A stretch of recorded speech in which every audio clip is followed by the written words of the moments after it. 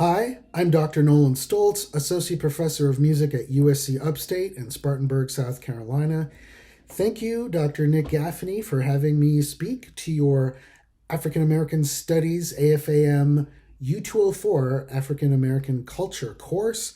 I'm going to cover several things related to your course, aspects of African American culture such as artistic things, especially music, anthropological issues, linguistics, culinary things, but all related to Route 66.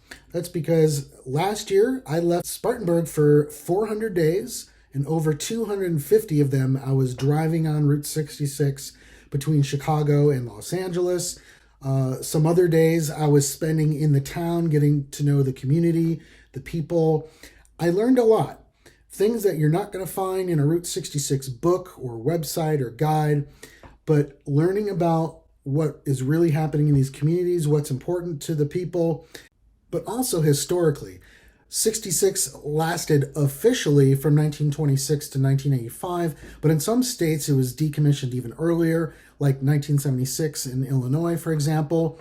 And even in the 50s and 60s, parts of 66 joined an interstate, so it doesn't have that same feel. So primarily I'm looking at buildings and structures or anything related to African American culture in some way from 1926 to the 50s and the 60s.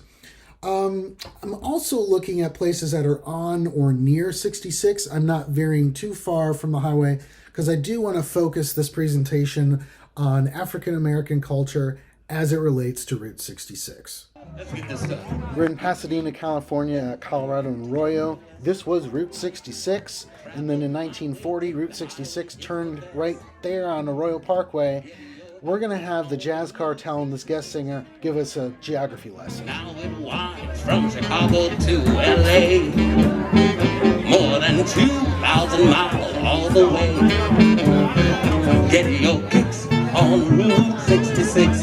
Let me tell you about it. Now you go through St. Louis, Joplin, Missouri, Oklahoma, St. Louis, mighty pretty, you'll see Amarillo, Gallup, New Mexico, Flagstaff, Arizona, don't forget Winona, Kingman, Paso, San Bernardino, won't you get hip? What better place to begin than Brooklyn, Illinois? You see I'm parked in front of this mural that says it's the first black-owned town in the United States. This here was Route 66 from 1929 to 1936, yet Brooklyn is always overlooked in the Route 66 literature. I have some videos about that. Brooklyn is also known as Lovejoy, and you can see that's how it's shown on this postcard of the Harlem nightclub, a very classy upscale place with live music. Here's the owner, D.C. Watson. It was a place frequented by the father of jazz legend Miles Davis. They lived just south of there in the Route 66 town of East St. Louis. Another important figure who lived in the area was blues musician Albert King. He lived in Brooklyn, aka Lovejoy, and actually named his 1971 album Lovejoy. This may actually be a view of Route 66. I have not been able to confirm that. These days in Brooklyn, on Old Route 66, we have Studio 309, a recording studio for mixing and mastering. In 1936, Route 66 was rerouted to the north, and another road off to the east became City 66. It went through another overlooked place called Eagle Park. Born in 1942 as Autry McNeese, blues musician Eagle Park Slim grew up in Eagle Park, Illinois. He would have lived somewhere around here. There's City 66 going along the railroad, and by age 12 the railroad is gone, but you see several buildings along the lake, and I wonder if one of those used to be Slick's Lakeside nightclub. I mean, there's lakes all around here. Slick's was a place where Ike Turner had a regular gig. Blues musician Muddy Waters would play there. And then there's another place in this area called the Village Tavern, and run by Eagle Park Slim's mother, so he was around live blues music early on. Today, Eagle Park is a ghost town. This is looking at the road that used to be City 66 from 1936 to 1955, probably a whole lot more traffic back then. Blues musician B.B. Odom said that in the late 1950s, people would come over to the east side of the Mississippi River after places would close in St. Louis.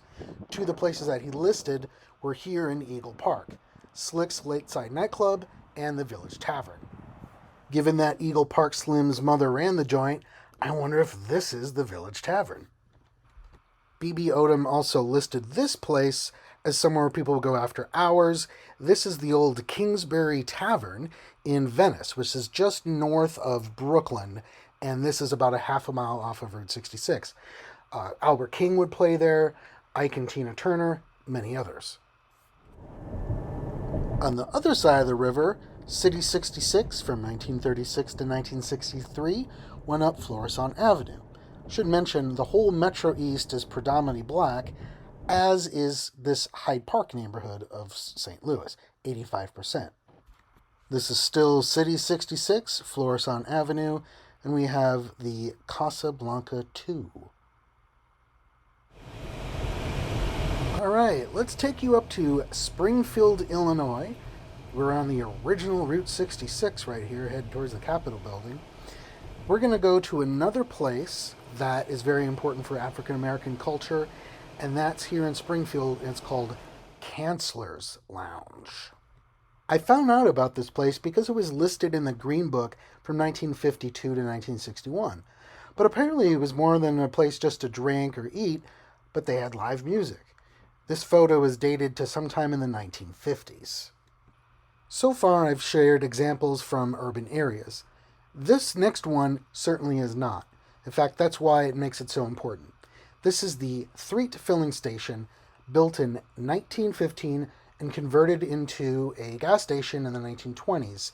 It was black-owned and served black travelers in a place where they really needed it, rural Oklahoma.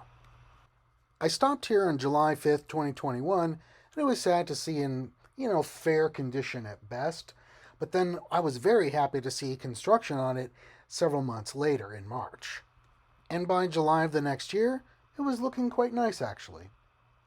One of the important things about the Threet Filling Station is that they allowed travelers to camp out back. Remember, this is a time when black travelers could not stay at most hotels or motels. In addition to the importance of Threet's Filling Station to African American travelers, next door is a building of some cultural significance. This was a juke joint owned by the Threet family. They had live music on Friday nights, Saturday nights, and blues on Sundays. Here we are in Winslow, Arizona, population just under 9,000, with a very small African American population, less than 5%. We're on Route 66 right now, and this was 66 all the way from 1926 to 1979. The Eagles mention Winslow, Arizona in their hit song, Take It Easy from 1972. The lyrics go, I'm standing on a corner in Winslow, Arizona. And there's a sign here on the corner of Kinsley Avenue and Route 66 that reads, Standing on the Corner, a popular place to stop. But it was catty corner from here where I found real musical inspiration.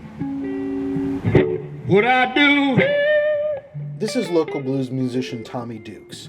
He was born in Hattiesburg, Mississippi in 1944, but he moved with his family to Winslow at age 10. Take the notion to jump out into the ocean. You know it ain't nobody's business. What I do, I'm gonna tell you why. At age 13, he started playing guitar. It was here at Kinsley Avenue where he set pins at a bowling alley to earn money to buy his first guitar. He released his first album at age 52, and then the following year, he was inducted into the Arizona Blues Hall of Fame. In fact, he was the first musician from northern Arizona to be inducted. I watched several unappreciative tourists walk on by, paying no attention. I even witnessed two people start talking to him, asking him things in the middle of the song, while he was singing even. A survey of Route 66 would be incomplete without a stop in Chicago. Here's Route 66, Ogden Avenue at Western. This is the eastern edge of the Douglas Park neighborhood, which, like the other places in St. Louis we looked at, are predominantly black, 86% in this case. As I travel 66, I'm always looking for places that have a musical connection because I am writing a piece for orchestra inspired by Route 66. I had to take a picture of this building. Check it out. We've got Al Green's and Bacon Cheddar Snoop Dogg and the Blues Burger and the Tupac Burger. Back in St. Louis, along City 66, I took a picture of this restaurant simply because I like the building and the colors of the paint. This is, again, in a predominantly black neighborhood, 93% in this case. And I didn't notice until much later their slogan. And this is Kay of Kay's Kitchen. Since I got back to South Carolina in August of 2022, they have moved to a new location. I looked up to see who moved into that old location, and there's a new restaurant in there. It's called Baba Asaju. I looked it up. It's a Yoruba word for forefather. So perhaps it's West African food, maybe Nigerian food, or maybe it's just local food and they have that name from their background. I don't know, but I'll have to try it out and see what they have to offer. Speaking of African food on Route 66, this place in Amarillo, Texas serves Somalian food. I had never had Somalian food before. I thought it might be like Ethiopian, which I love, but it wasn't even close. It was good though. The place is definitely authentic. Both times I went here, the only person working there was the cook, and she didn't speak any English, and a very kind local helped translate for me. Okay, let's head back to Route 66 in St. Louis. We're back in the Hyde Park neighborhood. If you remember, this is another predominantly black neighborhood, 85%, but this time we're on a different street. This is Salisbury Street. This was the original Route 66 from 1926 to 1929, after which it became optional for several years. And this is looking east down the same road we were just driving up, and we see a fine example of some urban art. The artist can be found on Instagram at CBABI. We'll cross the river to East St. Louis. From left to right across the screen, that was westbound 66 from the mid-50s to the mid-60s. These days, East St. Louis is predominantly black, 96%. Recognize that trumpet player's stance? That's Miles Davis. And here I am parked on Route 66 with the Majestic Theater in the background. I was real excited because I'm out here getting inspiration for the final movement of the Route 66 suite, which I'm titling The Show Will Go On. It's all inspired by old theaters. Look at this beautiful architecture. It's so ornate. And then I read this quote from the former mayor of East St. Louis.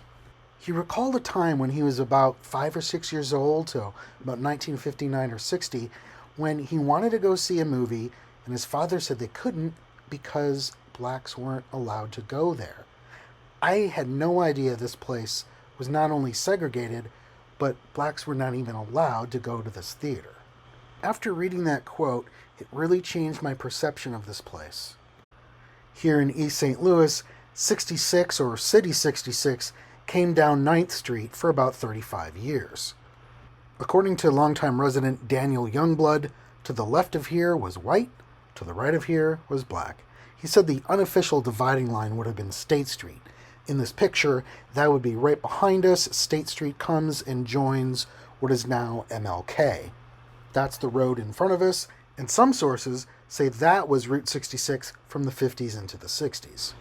That places the Majestic Theater in the white neighborhood, meaning this is a physically enormous reminder of a time of segregation. Why would a population of East St. Louis, 96% black, feel any kind of nostalgia for a place they were never even allowed to attend?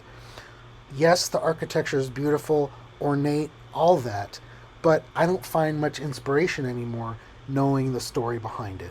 It's quite sad, really. What about the other side of the river? Here I'm parked on original Route 66 in St. Louis in front of the old Liberty Theater. When this road was Route 66, there was a long-time burlesque show running. I'm pretty sure blacks weren't allowed here. That was until 1950, though. This became the Sun Theater. As you can see in this clipping, the venue became integrated with new ownership. So although the Majestic Theater was off limits to African Americans, thankfully the Sun Theater was a bit more progressive. Just behind the Sun Theater was a popular place called the Plantation Club. There are many African American bands that would play there. For instance, the Jeter Pillars Orchestra, or the legendary Ella Fitzgerald. If you haven't heard her sing, do yourself a favor and have a listen. Incredible. And here's a photo from inside the Plantation Club, 1944. So this would have been the second location behind the Sun Theater. It was actually originally located on Van Deventer Avenue from 1931 to 1940. So it was actually on optional 66 for a year. Driving down Van Deventer, we're actually on the border of two St. Louis neighborhoods, Greaterville and Jeff Vanderloo, both of which are predominantly black, even more so than Hyde Park. In this case, 94%. I don't have any pictures of the original Plantation Club, but after 1940, it became the West End Waiters Club. So this is what it looked like in its second incarnation. The Jeter Pillars Orchestra, they played here. In fact, this 78 shows them as the Club Plantation Orchestra. This was released in 1937. Although I don't have pictures from inside this original location, this picture will give us all the context that we need to know. Strictly white patronage only. If you think that's bad, wait till you see the other side. So trigger warning, it's quite offensive. You should know what we're looking at is actually a fan. So patrons would be waving this when it becomes too warm. Here we go. Yeah, so this same cartoon image that was on the fan was also on this poster. Again, says strictly white patronage only. So just imagine a white audience waving that, and you're the black musicians. You gotta hand it to them for putting up with that. Also in the same neighborhood was another jazz club, Paradise Dance Palace. We're looking down original 66 right here, and just 500 feet to the north, that's where it was located. In fact, Louis Armstrong played here February 5th, 1928, for 5 hours. Then he took a 2-hour break and played more sets at another venue. Not all places in St. Louis were segregated in the early years of Route 66. For example, in 1933, St. Louis University held an interracial dance in their gymnasium. It was sponsored by a Catholic magazine titled Interracial Review. How's that for being progressive in 1933? The band that they had was the Dewey Jackson Orchestra. If you'd like to hear them, check out this side from 1926. Another band to check out from this time and place would be Eddie Johnson and his Cracker Jacks. This release is from 1932. They also used to play Club Plantation in the early days, 1931 and such. I then got curious about other theaters in predominantly black neighborhoods in St. Louis, such as this one, Bauden. We're looking at North Broadway. This would have been City 66 from 1936 to 1963. But what I'm finding out is during those years, it was predominantly German and slowly became more African American. And by 1965, the theater closed. And there is a little bit of German holdover. Dankeschön. There's a similar history in Chicago. Right now we're looking at Ogden Avenue, which was Route 66 from 1926 to 76. We're in the North Lawndale neighborhood, which is predominantly black, 83%. I thought maybe this is where African Americans would go see plays. Apparently not, because when this place was active, 1910 to 1951, they were showing stage plays in Yiddish. This was a predominantly Jewish neighborhood at that time. So this is not an active theater when it became a predominantly African American neighborhood. Let's head to Amarillo, Texas. This place is the old Liberty Theater, dating back to 1921 or perhaps to 1915, and it was the only theater in Amarillo that African Americans could go to in the early years of Route 66. Also in Amarillo is The Nat, a live music venue that dates back to the same year Route 66 started, 1926, went into the 1960s. These days it's an antique mall, but you can still see where the stage was. I know they've had African American performers like Count Basie and Cab Calloway, Duke Ellington, but the only pictures I've seen of audiences have been all white.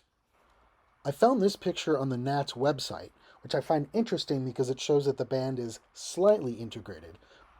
The other major music venue in Amarillo at the time, also on Route 66 by the way, was the Aviatrix Club. And all of the pictures I've seen of audiences have been all white. So there might be a story here with these two places. I don't know yet. It's interesting to think about how musicians were breaking race barriers long before Jackie Robinson was doing that with baseball. We have integrated ensembles, less common though, integrated audiences. And that brings me to the next place, the absolutely stunningly beautiful Coleman Theater, built in 1929, right on Route 66 in Miami, Oklahoma. I took a tour of the place, so I was able to get a nice photo of the inside from the stage, and I was curious, so I asked the tour guide, was this theater segregated back in the day, and if so, did blacks have to sit upstairs in the balcony? It was then when the tour guide got real uncomfortable, and I could tell she didn't want to answer my question. She said, well, they really weren't allowed here at all. I said, like, in the theater? No, in Miami. And so I asked her, you mean to say Miami was a sundown town? She said yes. So that really put everything into a different perspective. I started researching sundown towns along Route 66, found out there were way more than I thought there were. So when I heard that there was going to be a Motown concert at the Coleman, I made sure I did not miss that concert. See, I grew up with this music, Motown, R&B, soul, and I'm even wearing my Stax shirt because we all know Stax is better than Motown, right? So, number one, I'm seeing this music live. Two, I'm seeing it in the Coleman Theater. But most importantly, African Americans are performing music by African Americans in a venue, in a city where they weren't even allowed at night. And here we are listening to this music.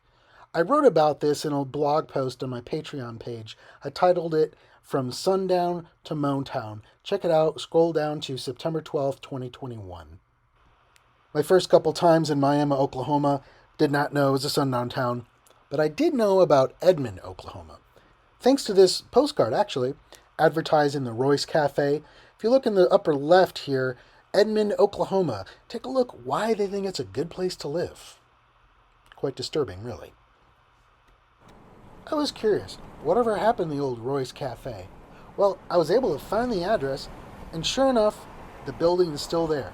So from 1933 to 1970, it was the Royce Cafe, but now, Graham Central Station? A cannabis dispensary. You know, if old man Royce were alive, he probably wouldn't be too happy to see what happened to his beloved Edmond. That got me thinking about other former sundown towns, such as Stroud, Oklahoma. What are they like in the 21st century? What are they like in the evenings? We find black-owned businesses in urban areas, but what about places like here? One fine example is the Skyliner Motel here in Stroud, now black-owned. I think this really shows that some progress has indeed been made. Now, there weren't just sundown towns, but sundown counties. So stating outside of the city limits was just not good enough. You could not be outside in public in the entire county. For example, get into Texas, Carson County, which includes Groom, that was a sundown county, as was Oldham County, which includes Vega and Adrian. In the first couple of decades of Route 66 travel, African American travelers had to get all the way to Albuquerque before they weren't in a sundown town or sundown county. Things did change sometime in the mid-century in Tucumcari, however. For example, La Plaza Court was listed in the 1952 Green Book, and 70 years later, it's going under renovations and it's going to reopen soon. Very much looking forward to that. Although it may seem as if my discussion of sundown towns has veered too far away from my central topic, which is African American culture on Route 66, that's really not the case because we have to consider the public spaces that African Americans were allowed or not allowed to be in. What cultural events happened in those spaces? For instance, if Tucumcari was a sundown town into the 40s or the 50s, I imagine that the Princess Theater was probably not very welcoming, at least for most of its existence. Given the timeline, African American audiences are going to have a much greater connection with the Odeon Theater, especially when considering the latter third of the 20th century. Moreover, I've been told that the Princess Theater was more of a formal place and the Odeon was a working class environment, so it's less likely to find an integrated audience in a place like this that would have been quite formal. But remember, the Odeon was built in the 30s, so it's very possible that blacks weren't allowed in the early years. Or maybe they had to go up here in the balcony and audiences were segregated. I really don't know, but it's certainly worth looking into in order to get a more complete picture. The same question could be posed concerning Albuquerque. This next statistic is quite frightening. As late as 1955, less than 6% of motels and tourist courts on Route 66 in Albuquerque served African American travelers, and that was the same for the hotels on 66. So if most of the lodging establishments along 66 in Albuquerque didn't serve African American travelers, that was probably true for a lot of restaurants and other cultural places like theaters and concert halls. But there were some places along Route 66, such as the Dianzo Motor Lodge. This one was listed in the Green Book. Also listed in the Green Book was this restaurant in downtown Los Angeles, dating back to 1932. Thank you again to Dr. Nick Gaffney for inviting me to speak to your class. Thank you, students, for listening to this video, and anybody else watching this video. Thanks for having an interest in the connection of African American culture and Route 66. If you have any questions, comments, please email me at stoltz@uscupstate.edu or nolan@nolanstoltz.com. For select videos from the road, check out my new YouTube channel, youtube.com/@Route66Suite. For conductors and other musicians, I have a web page for the project. That's nolanstoltz.com/66. And I have a Facebook page, facebook.com/Route66Suite. Or if you're a Route 66 enthusiast, subscribe at my Patreon at patreon.com/Route66Suite. Thanks for watching.